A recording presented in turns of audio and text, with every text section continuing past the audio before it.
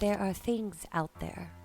Creatures, monsters, ghouls and spirits.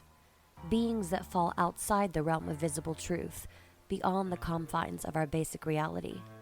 They lurk in the dark, haunt the recesses of our minds, and stir our curiosity in the unusual and weird. They are taboo topics, stories that we tell around the campfire and folklore passed down from our ancestors. We've been taught that these things don't exist, that they are merely myth and legend. Or are they? Welcome to the Occult Archives. I'm your host and spooky librarian, E.M. Moon, but feel free to refer to me as E. Here lies a space beyond all spaces, a library full of arcane information enough to drive any normal person mad. If you can think of it, if you can question it, the archives probably have what you seek. So I oopsed on the last recording of Bloodstone and Shadow and totally didn't give you guys the name of the first chapter. So the first chapter was called Broom Hollow Apothecary, and tonight's chapter, chapter 2, is called The Necklace.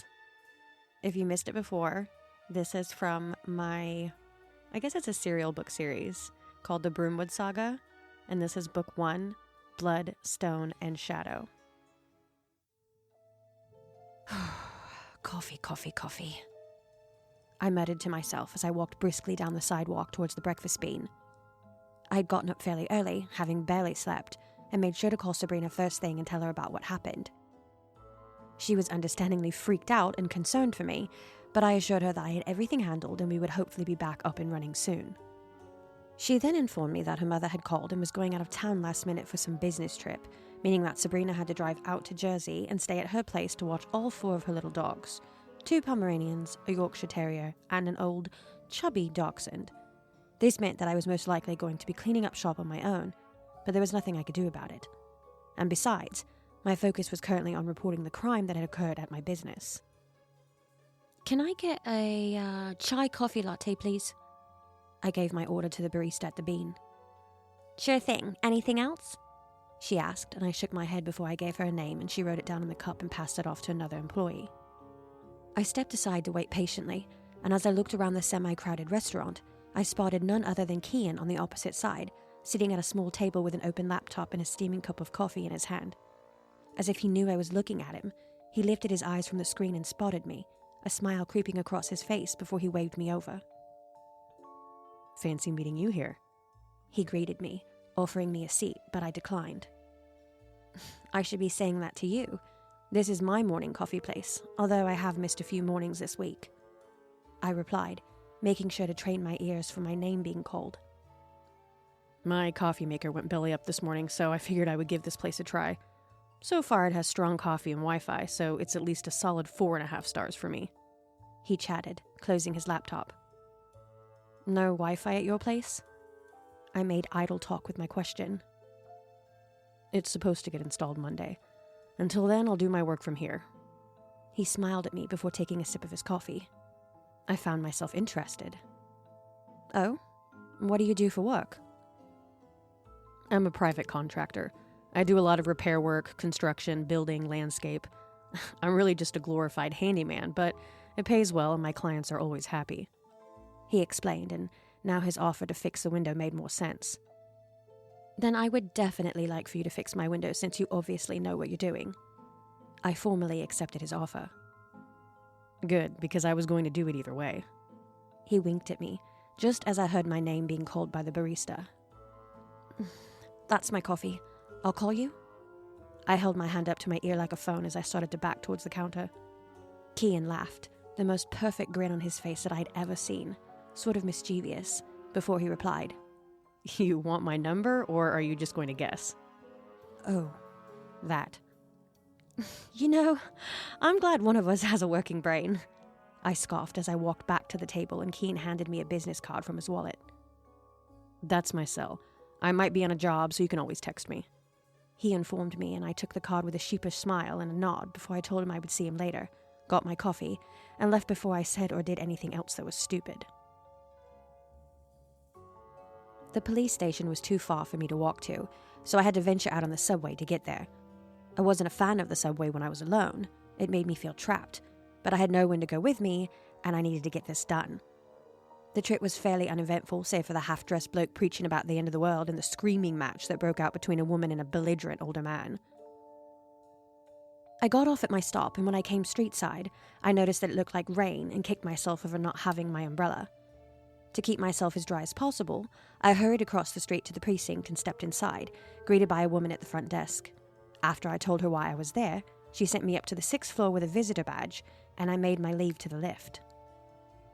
The 6th floor was a madhouse, and after trying to flag down several people to help me, I gave up, and decided to take it upon myself to find someone to report this crime to, hoping that I wasn't going to get in trouble for just walking through like I did. I found a desk that was actually occupied with someone who was on the phone, sat down in a chair across from them, and then waited patiently till they were done with their call. Can I help you with something, miss? The man finally got off the phone and eyed me with curiosity. I need to report a crime, and the officers called to my home last night did jack all, and I couldn't get anyone in here to talk to me even though reception sent me up here, so I figured you look like someone who might listen to me. I replied boldly, taking a deep breath. Sure, tell me what happened. I might not be able to help you directly, but I should be able to steer you in the right direction. I'm Detective Hudson. He extended his hand over the desk for me to shake, and I did so gratefully. My security alarm was set off last night.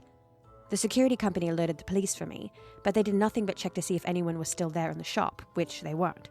Told me I would need to make a report of my own, and then maybe something would be done, which I find rather ridiculous in general, let alone the fact that they clearly saw the circular hole cut out of the shop door window, and made mention that was the MO of the cookie cutter. You know, the one breaking into all the new age stores. I rambled a bit, now nervous and trying to make sure I got my facts straight. Oh, we know him. I'm actually the lead detective on that case, but we haven't got much to go on. He admitted, and I let out an exasperated sound. Exactly why they should have dusted for fingerprints or something. They did nothing but clear the place and then left. I reiterated, trying to not let myself get so heated. Well, they're clearly not doing their jobs, and if you got their names, I would like to have them. But I would like more information on where your business is located. Hudson returned, readying his hands on the keyboard of his computer to type. It's on Moonlight Avenue, near the Breakfast Bean. I answered, watching his fingers move swiftly across the keys before he turned to look at me. Wait, I think I know the place. An old brownstone that used to be an antique shop? He queried, and I nodded. Over 20 years ago, but yes, just in time. It was a family business, but I inherited the building about 3 years ago. I remember the place. One of my mother's favorites. Anyway, what condition is the shop in? And I noted that you mentioned the circular piece cut out of the window. Hudson pulled himself away from a nostalgic thought and tried to keep things on topic. It looks like someone unleashed a herd of elephants in there. Just a mess.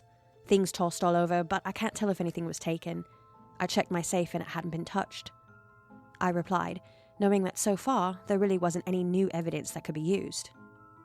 Hudson gave a thoughtful nod before he spoke. All right, well, I'm going to send the proper unit down there myself to check for fingerprints and investigate the perimeter, but it's going to take a few hours. All of our units are currently busy elsewhere. But you can take my card and I will get your phone number so I can call you before we arrive. I'll make sure that this is taken care of properly, Miss Broomwood. He stood from his desk and I followed suit, another handshake, and then I gave him a business card and made my leave from the 6th floor, back down to the lobby where I thanked the receptionist and then stepped out into the street. It had indeed begun to rain, but it didn't look too bad. Yet. I really didn't want to have to take the subway and decided to pull up a ride-sharing app on my phone and see who was close by looking for riders. I wasn't fully paying attention to my surroundings and didn't see him at first until he tapped my shoulder and I jerked away reflexively. Ma'am, could you possibly spare $1? This sort of thing wasn't uncommon in the city, and even though he had scared the living crap out of me, something that seemed to be a trend with me the last 24 hours, I always felt terrible for those who had no roof over their heads or good food in their bellies. I don't usually carry cash with me, but let me see, I replied, watching him carefully as I reached into my bag that sat snugly at my hip. I doubt he would try anything crazy since we were literally standing in front of the police station, but people do crazy things when they are desperate. I was able to find a $5 bill that a customer had given me as a tip for how helpful I had been, so I pulled that out and offered it to him. I've got 5. Wish I had more. I told him as he took the 5, his eyes falling to my chest. I would have thought him to just be a bit of a pervert, but I was wearing a hooded coat and a high-necked blouse, so he had to be looking at... That necklace you have there is really beautiful. Is that ruby? He pointed at the antique copper necklace that draped my neck. I shook my head. No, not ruby. It's glass from what I'm told. An old family heirloom. I palmed the necklace out of protection. It was very special to me, and I didn't need anyone trying to take it. I was paranoid, but with good reason. It's nice. Very nice. Bless you, ma'am. You have a real nice day. He replied, turned, and then walked away. I was thankful for the end of that interaction because the rain was picking up and I needed to find a ride back to Moonlight. It was much later in the afternoon when I got a call from Detective Hudson. I had spent the majority of the day just waiting around the flat nervously, wanting to get this over with so I could clean things up. I knew I would have to file a claim with my insurance too, and this whole thing was going to turn into a nightmare of a waiting game, but it had to be done. It was almost 4 when the crime scene crew showed up to give everything a once-over and dust for prints of any kind. I gave Hudson a more detailed explanation of what happened the night prior before I showed him the circle cut out of the window, where the back room was, and my alarm panel. He then made a good but strange point about the fact that the alarm went off, it didn't take me long to get down there to turn it off, and I never heard any of the destruction going on in between. The alarm should have sounded the minute the door was breached, and the would-be robber shouldn't have had enough time to make a mess of anything. The unit finished up everything, having documented the crime scene with pictures, and Hudson told me that I could use all of their information for my insurance claims and gave me the go-ahead to clean the place up. But I just didn't have the strength. Not right then, anyway. Instead, I went back up to the flat and took a nap face down on the sofa, catastrophe purring atop my back. When I woke up several hours later, it was already dark and the rain was coming down fairly hard, a soothing song to my now pounding head. I got up, took some painkillers for my headache, and ate 2 breakfast pastries straight out of the pack without toasting them. I then threw on my shoes, kissed the cat on the head, and decided that since I wouldn't be going back to sleep for a while, I should try and clean up for a little bit. The shop was just as I left it, still in total disarray and in dire need of my attention. I didn't know where to begin, so after putting on some music at a low volume, I started with sorting all the crystals that I could find, which was no easy task due to the variety and variability in color, striation, facet. It was a lot.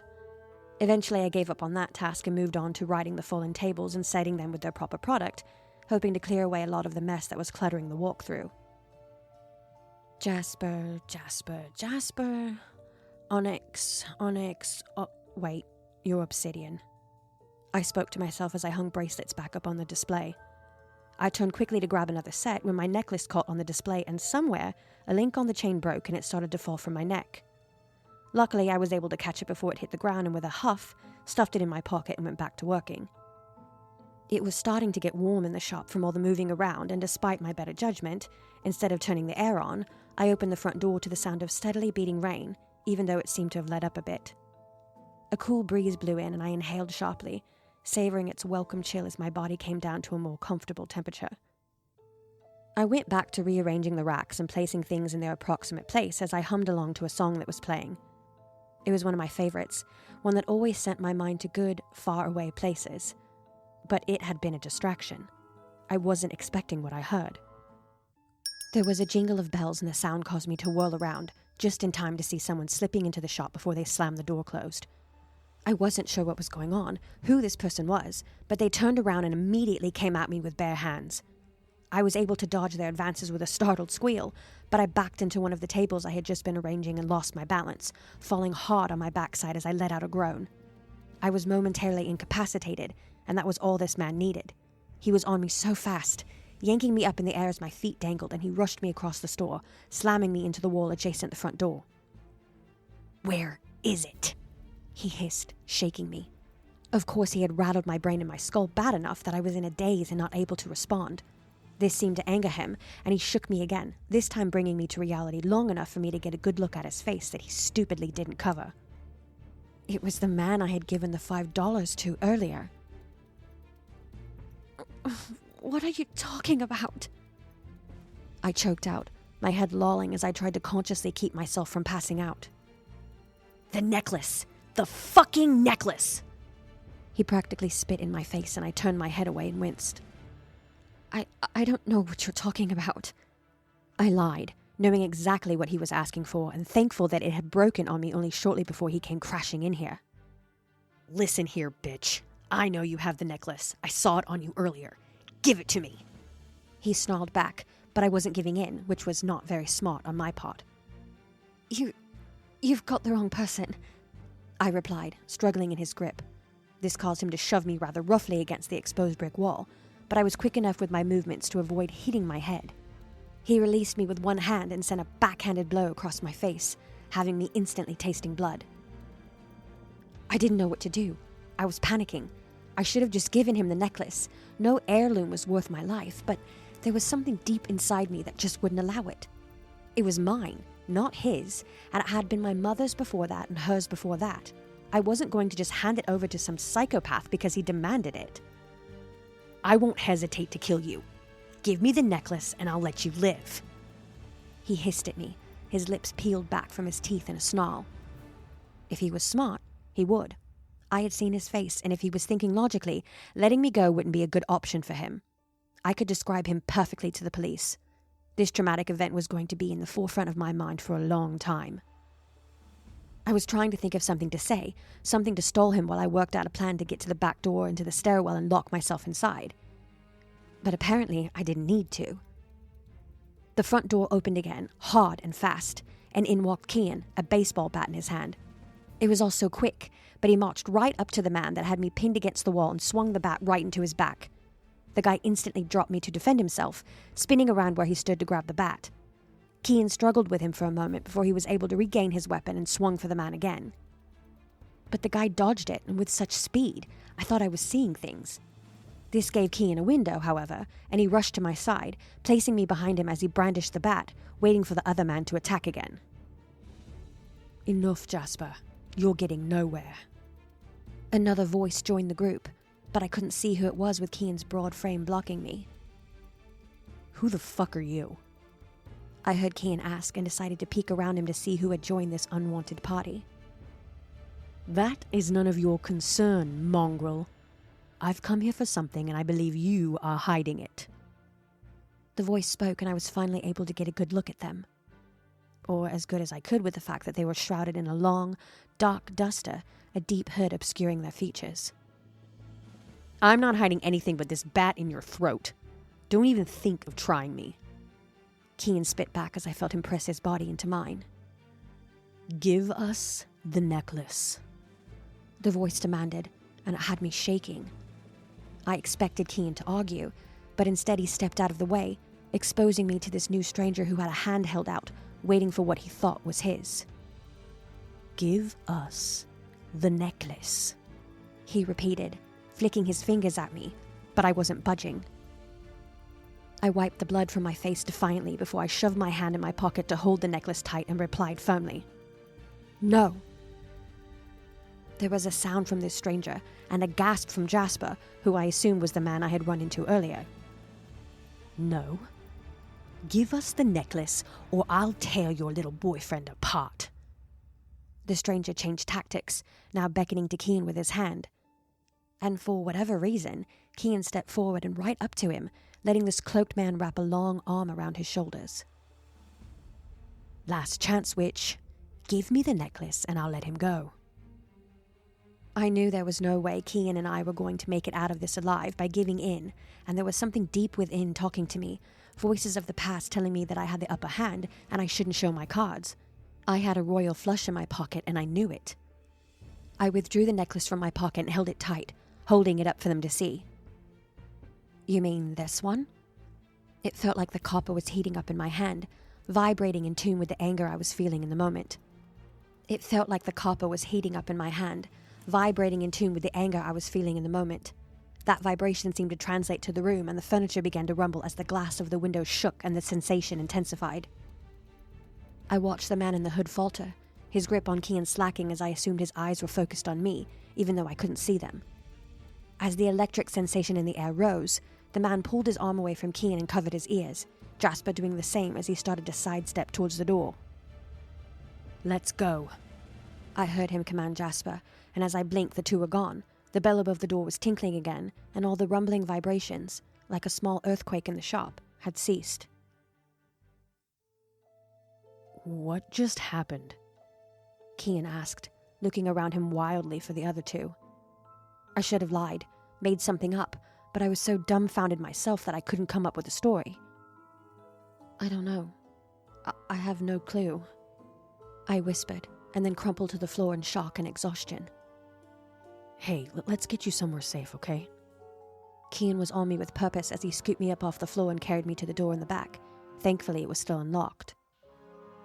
He took me into the stairwell and shut the door behind him, locking the deadbolt before he set me on the stairs that led up to my flat. We need to call the cops, unfortunately. He informed me, but I vehemently shook my head. And say what? You don't even remember part of it, and how are you going to explain that? Also, do you think they're going to believe that some gremlin of a man in death just waltzed right into my shop and demanded a necklace that means not a damn thing to anyone but me? No, it would just make things worse. Wait, how do you know there's parts that I don't remember? I never mentioned that. Kian returned, eyeing me suspiciously. Because for a second there, you fed me to the wolves and then almost gave yourself up as a snack. You had this weird look in your eyes, like you weren't even there. It was almost as if that man had you hypnotized or something. I explained, wrapping my arms around myself because the shakes had set in. I watched Kian's brow furrow as his eyes darted about in thought. What necklace were they talking about? This one. I opened my hand to show that I was still holding it. I ran into the one called Jasper earlier today while I was at the police station. He asked me for $1, and I thought he was unhoused, so I gave him what I had. He made a comment about how beautiful my necklace was, asked if it was ruby. It's just tumbled sea glass. I let Kian take it from my hand and inspect it in his before he handed it back and spoke. So he stalked you back here somehow. But that's a lot of work for a random necklace you just saw around a woman's neck. It seems like they were looking for it specifically. And where the hell does the hooded guy play into this? I shrugged. No idea. Couldn't see him, so I can't recognize him, but I haven't got a clue about anything. Speaking of which, where the hell did you swoop in from, Captain America? How did you know that I was in trouble? Kian glanced down at his feet rather sheepishly before he looked up at me and replied.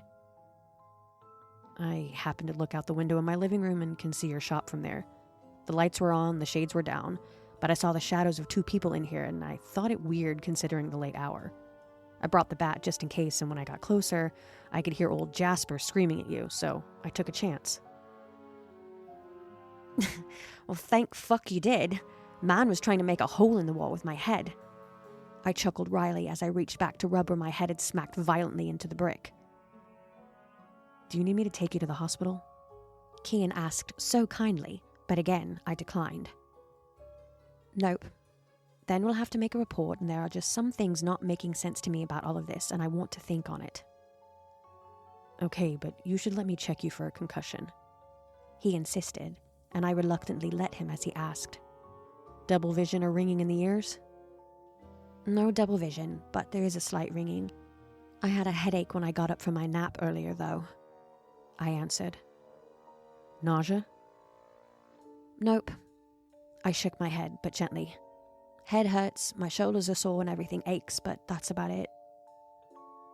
Well, at the moment it doesn't seem like you have one, but I wouldn't feel right leaving you alone without knowing. Kian admitted, crossing his arms over his broad chest as he looked down at me.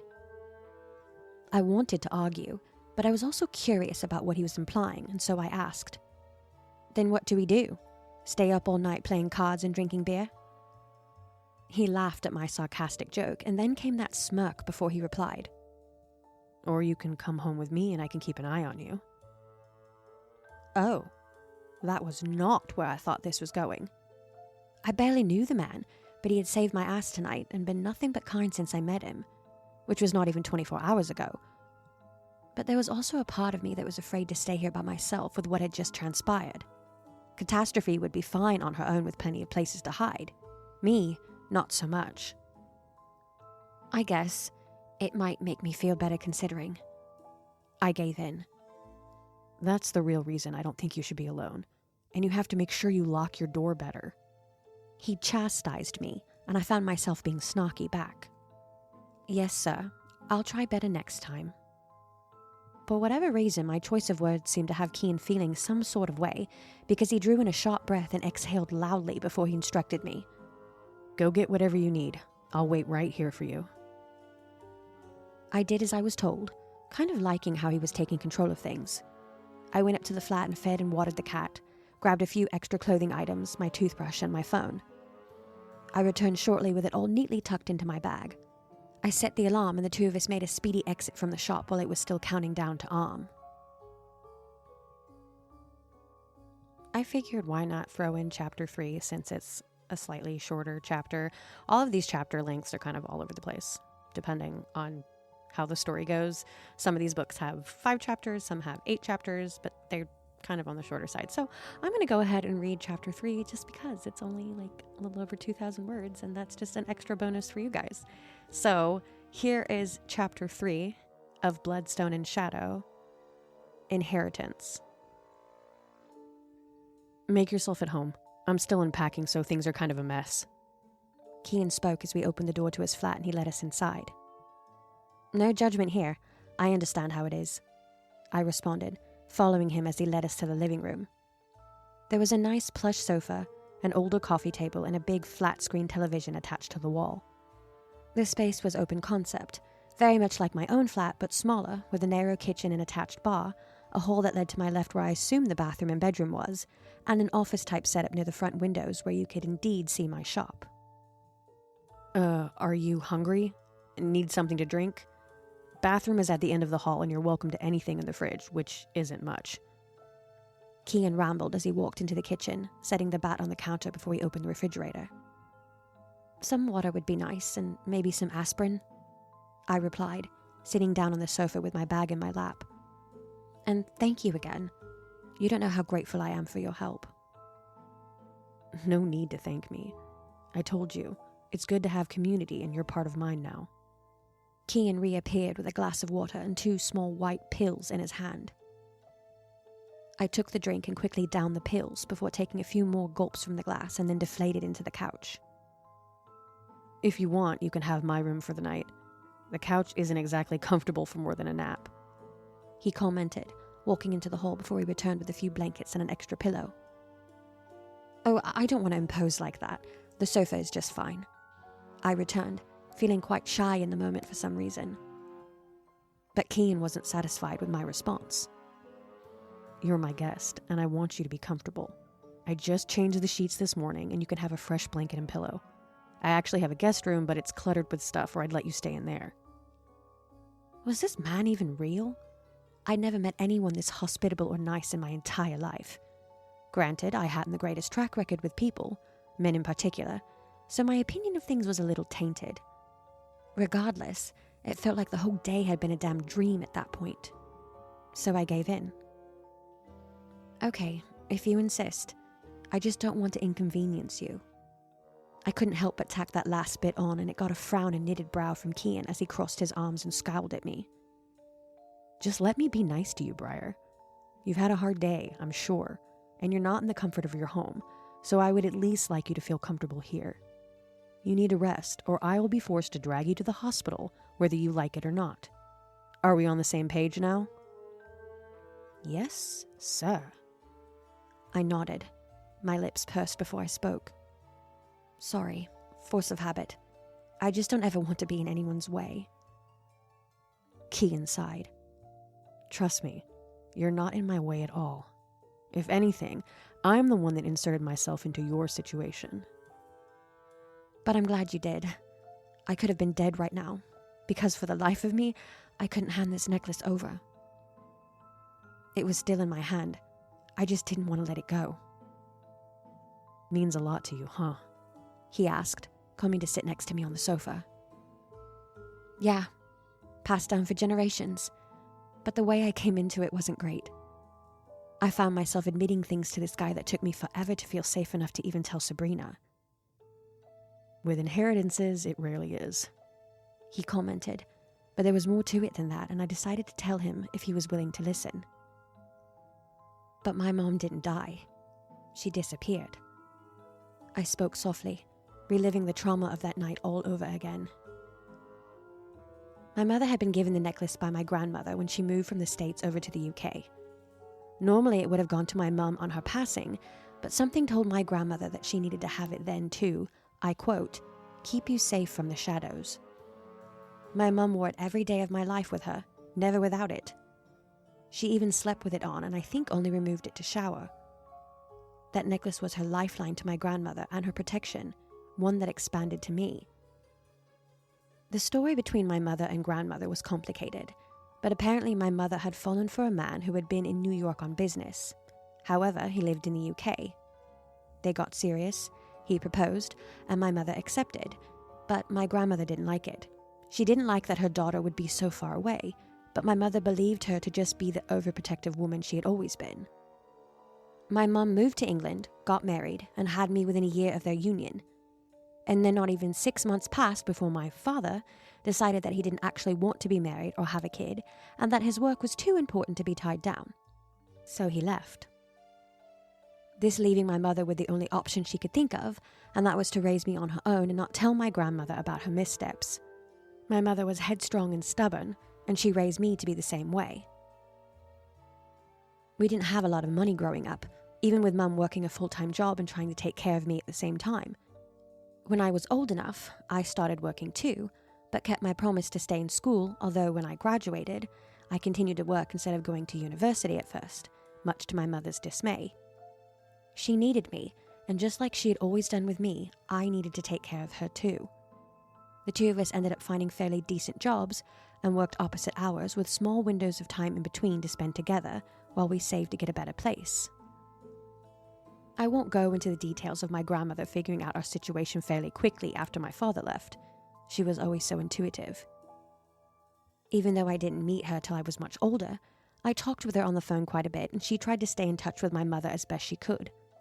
She wanted us to come home, to come back to New York City, but my mother and her stubborn ways, she wanted to prove she could make it on her own. So we stayed. I remember the night she disappeared so vividly. I was 25 and had just gotten home from my shift. It was late at night, and I knew in a couple hours Mum would go in for her own shift. We sat and ate a supper of breakfast foods, talked a bit about the most frivolous things, and then I kissed her goodnight, but she stopped me before I could head to bed. "I love you, Briar. Out of all the things I took care of on my own, you are the best. No matter what happens to us, just know that. My love for you will always be a protective spell covering you. You will do so brilliantly in this life." She touched my cheek as she spoke, and I remember thinking that what she said was so incredibly odd and unlike her, but I shook it off as maybe she was tired from working so much and just expressing herself. "I love you too, Mum, and know that I always have my protection set up for you too. We are in this together," I told her before I gave her a tight hug and then took myself to bed finally. I don't know how long I had been asleep, but it wasn't very long. My mind had told me that I needed to get up, that something was wrong and I needed to investigate. Of course, I just wanted to sleep, but I was wide awake and decided to go see what had my intuition sounding the alarm. I walked from room to room, finding nothing as I should, considering my mother was at work, and then I came down to the kitchen. As I passed the dining table, I saw a piece of stationery folded over with my name written on top. My hand shook as I reached for the note and opened it up to see a cryptic message in my mother's handwriting. "If you're reading this, I'm gone and most likely won't be coming back. Under the bed in a red metal box is what you seek. Find it, protect it, and keep it well hidden. They will try and come for you, but you need to be gone after it is safely in your hands. I love you forever and ever. Mum." I couldn't figure out what she meant by gone, and what had she left me? Where did she go and why? What the hell was going on? All these questions were rushing through my mind, but there was this sense of urgency that was bubbling even faster. I folded the paper and stuffed it in my shirt before I ran up the stairs and into my mother's room, dropping to my knees beside the bed to look underneath. I had to clear out a few things, but eventually I found a red metal utility box and pulled it out, setting it up on the bed. I had just popped the top open and pulled out a small safe when I thought I heard a knock on the front door. I glanced at the clock and noticed that it was well after 3 a.m. No one in their right mind would be at my door at that hour. Because of this, I hurriedly tried to figure out how to open the safe, a number lock combo being what I needed. But she hadn't left me that. All that she had given me was a note with instructions, but no way to unlock the damn safe. The knocking had now grown in volume and sounded more like banging as I fiddled with the keypad and tried my luck with my birthday. This had done it, and the door swung open to reveal a red velvet bag. By this time, it sounded like the door had been busted down, and I took the velvet bag and scrambled under the bed, willing myself to breathe shallowly and for whoever had just broken into my house to go away. Their footsteps came plodding up the stairs, and I felt at least 2 bodies enter the room, but for some reason, they never looked under the bed. No one's here and I can't smell it. She's hiding it elsewhere. A voice sounded, and then footsteps retreated. I waited for what felt like forever until I was sure that they had gone. Like I was on autopilot, I then packed what little things that I could and fled the house, sleeping at the leisure center until I could go to the police station in the morning. Everything that came after that was a blur for a while, but my mother was never found, and my whole life had been upended in just a few short hours while I slept one summer night. And there were no leads? Nothing to go off of? Kian asked in bewilderment after I had recounted everything to him. He was surprisingly a very good listener. Nothing. My mother just ceased to exist, and they never figured out who broke into the house either. I moved not long after that, cities over, and tried to keep a low profile. I still have no idea who they were, but I think maybe they wanted this necklace too.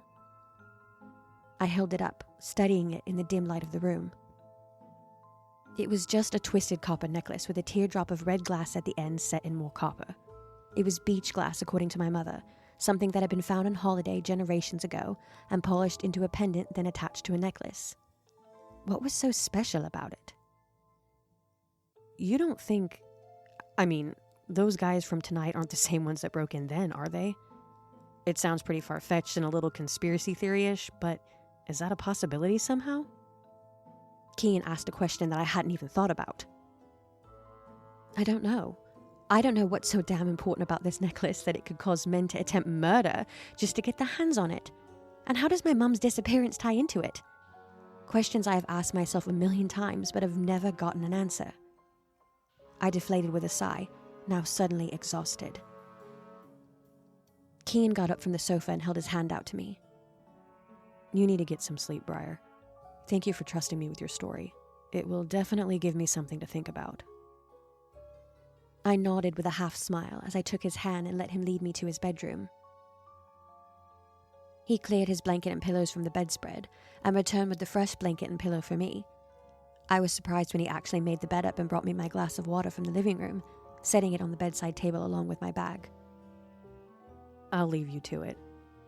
Kian started to back out of the room before he stopped. Oh, and I put in an order with my glass guy to replace your door windows. I figured I would just do them all so that it's uniform, if that's okay with you. Should be ready for pickup tomorrow. Jesus, Kian. Maybe he really was straight out of a romance novel because he was giving me big-time fictional man vibes. No one real was like this. That's more than okay. Thank you, I replied sleepily, but with a smile on my face to show gratitude. Good. Now go to bed. He threw me a smile of his own before he left the room and shut the door. This left me laying flat on my back in the bed, staring up at the ceiling as I contemplated the sheer nonsense of the day. I wondered if when I awoke in the morning, I would be back in my own flat, ready to start another day of work. None of this having happened and everything back to normal. That's all for tonight's episode. If you'd like to support the archives, you can do so by visiting our Buy Me a Coffee at buymeacoffee.com/InkDrinkerArchives. You can also find the archives on most social media platforms at Ink Drinker Archives or the Occult Archives with author E.M. Moon on Facebook. As always, I'll leave you with this reminder. Lock your doors, salt your windows, and remember, it's okay to sleep with the lights on.